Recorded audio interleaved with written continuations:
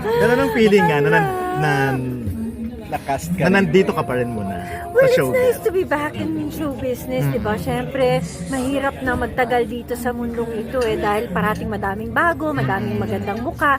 Pero siyempre, kung maayos ka sa trabaho mo, na responsable ka, kukunin ka pa rin nila. Siyempre, minsan magkakaroon ka din ng doubt sa sarili mo, di ba? Kasi matagal ka nang hindi umarte. Pero, at the end of it, talagang lalabas pa rin syempre yung skill at saka talent na nakuha mo all throughout the years at saka syempre dahil nag-aral ka naman ng Di ba pag-aaral. there was a time na parang nawala ka? Yun nga. Oo, nag-asawa ko. Okay, Divorced kailan na niya? ako. Kaya bumalik ka na. Bumalik, matagal na ako medyo bumalik pero hindi lang ako ganun ka-prominente, wala akong manager. Okay. So baka naman, interesado kayo. marami naman. Alam niyo naman, hindi kayo mapapaya sa akin. Walang problema. Ang daming kumukuha sa'yo. So, gaano katagal ba siya? Kailan yun? Umalis ako, nag-asawa ako 2004. 2004. 2004 ako. Tapos pabalik-balik ako kasi residente nga ako ng Amerika. Okay. Tapos bumalik na ako finally talaga bago mag-pandemic. Tapos nag-pandemic naman, I stayed in Australia. Okay. So I was in naghiwalay kayo? California. Oo. Divorced na ako. Single na ako ulit. Kasi daw I don't have. Wala akong anak. Talaga. So nangihiram ako ng mga anak sa mga gusto magpahiram sa akin. Kailan ka pa divorce? Matagal na rin. After 10 years, nag-divorce na ako Oo, na So, nag-asawa mga ako. 2014, ganyan? 2014. Tapos 2014. pabalik-balik kasi nagkasakit yung daddy ko, tapos yung grandmother ko nagka-Alzheimer's. Okay. So parati akong maalis. Pero hindi ka na nagkaroon ng panibagong partner after that? Here Boyfriend, and there. boyfriend. Wala nang oo, kasal-kasal. Wala talagang Here and walang there. talagang, here Well, and right now, there, meron. and everywhere. Hindi, Hindi, wala. wala talaga. Wala. Naghahanap. So, kung gusto mo mag-apply, ito lang ang mga kukontakin yung mga tao. So ayun na, eto na, I'm taking applications. nung ino-offer ka na uli ng mga project, anong feeling?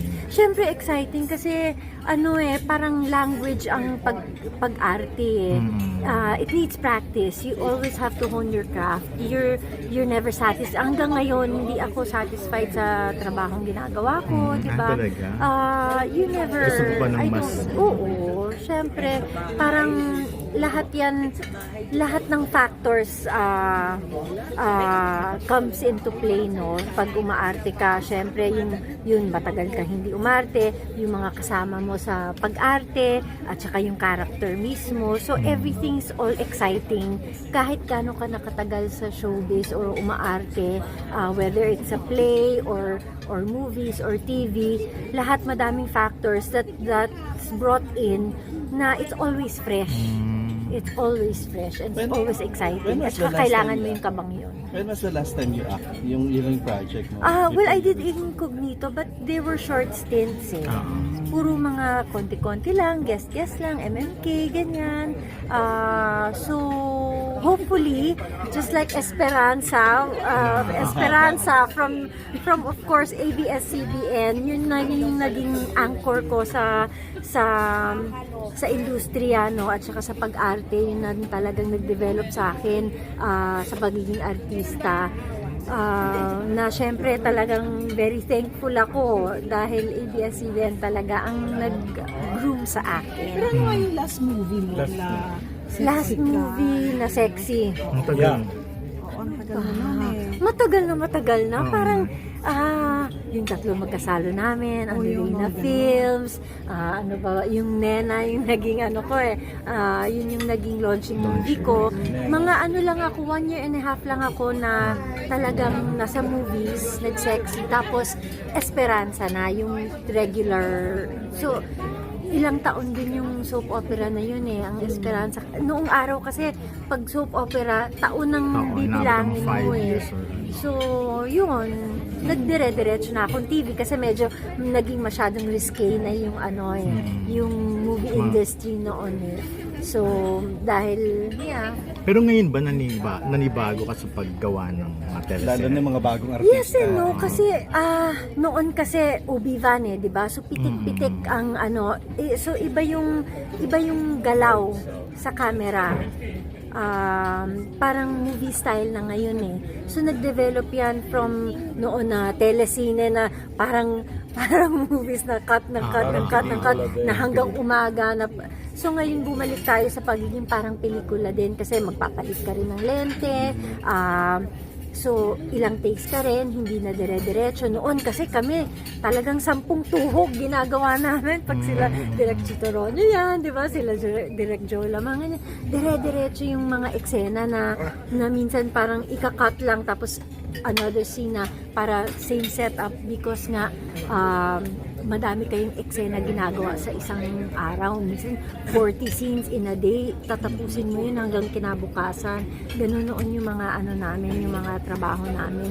Pero ngayon, mas alaga na and then because I think may oras na rin tayo dahil dun sa FPJ law na Eddie Garcia law na ginawa which supports not only the artists but also syempre the crew na talagang pagod na pagod na mag-set up lahat. Tapos syempre yung mga director natin pagod na pagod yan, 'di ba? From the very beginning, from pre-prod hanggang matapos ang shoot, tapos mag-aano pa sila, magpo-postmortem pa, 'di ba? So talagang pagod na pagod lahat. Kailangan talaga magagaling tayong mga artista, director, creatives, magaling tayong lahat. Pero nangyayari kasi nagkakaroon tayo ng constraint dahil sa oras. Masyado matagal yung oras na ginugugol natin para sa pagtapos ng isang eksena. But now that we have an X amount of hours, mas maganda yung output talaga ng lahat ng tao. Ikaw muna, Well appreciated. Pilipino ba yung napangasawa mo? Pinoy. Pinoy. Pero lumaki na citizen. Feel Okay. Tapos, ano mo nga, kwento mo kami ano yung naging buhay mo sa Amerika. Homemaker. I was a homemaker. Taon ka sa Amerika? Ano din, yung talagang diretso, 10 din. 10 years din. Oo, tapos pabalik-balik kasi pag residente ka lang, kailangan, ang requirement is you really have to go back every year. You cannot be gone for more than 6 months out of the country. Pero So, nag-work ka doon. I tried sa Basta nung nag-comeback ka, may mga bad experience ka ba with mga young stars? Yung hindi ka nakilala? Oo, Walang mga respeto. a little bit. Medyo yun na nanibago ko kasi kami noon nung mga bago kami, talagang kahit na we don't expect for people to know us. So pupunta talaga kami, kakamayan namin yung mga artista na si Charmaine Suarez po ako. Kahit na bago din sila, lalo na sa mga veterana. So na-experience ko na parang pagdating mo sa set, hindi mo alam kung saan ka pupunta. Tapos ito, upo ka dito ka magpapa-makeup. Tapos walang papansin sa'yo yung mga bago artista. They also do not make you feel welcome. Kasi kami noon na pag regular kami sa show, we welcome namin yung mga ibang artista na bago na parang, dito ka, ako si Charmaine, ganyan, sit here. So kahit yung mga guest namin na galing teatro na hindi sila kilala, yung we welcomein mo sila. So nawala yun for a while. So ngayon nakikita mo na ulit. Bumabalik. Pero anong nafe-feel mo at that time na may mga ganun? Parang I felt odd na parang ganito na ba? Parang sana bumalik yung noon kasi syempre especially when you're doing a soap, ilang beses kayo magkakasama, hindi lang isang beses di ba? Halos araw-araw parang routine magiging pupunta ka sa set. So you want to feel comfortable, you want to make it feel like it's family. So yun yung syempre intention mo. Wala ka bang naging boyfriend na artist? Na showbiz, hindi na nating yun. Parang wala naman. Alam mo, tagal mo kasi hindi ka na masyado matandaan. Initials lang. Kasi lagi namin ito mga ini-interview nung araw Hindi ka na masyadong ma-recall. Wala na rin sa iyo. Diba? Baka may mga asawa na yung mga hindi mo alam. sure, Baka divorce na rin O sila, baka hindi gay mo na alam. or whatever. Baka maingay ata ako masyado. Pero kanino naman yung magandang experience mo na nag-comeback ka sa mga young actor? Meron kang ganong parang memorable naman na at least itong mga to. Yeah, well, Kyla is one of them Ayan, because she's And a great actress. showbiz kasi, anak kasi na artista, alam niya Oo, yan so eh. siguro alam niya. Kasi syempre si Janice and John, sino pa ba? Well, the cast of It's Okay to Not Be Okay, Joshua, very, very pleasant. Of course, Anne, So, sino pa ba ang mga bago? Carlo. Of course, ikaw, but Carlo. Eto, Rivald dito sa set na to, actors. mukhang okay Sa set na to, lahat. oo, okay lahat. Yeah, Bianca, lahat very welcoming. So, they're all very good to work with. Okay.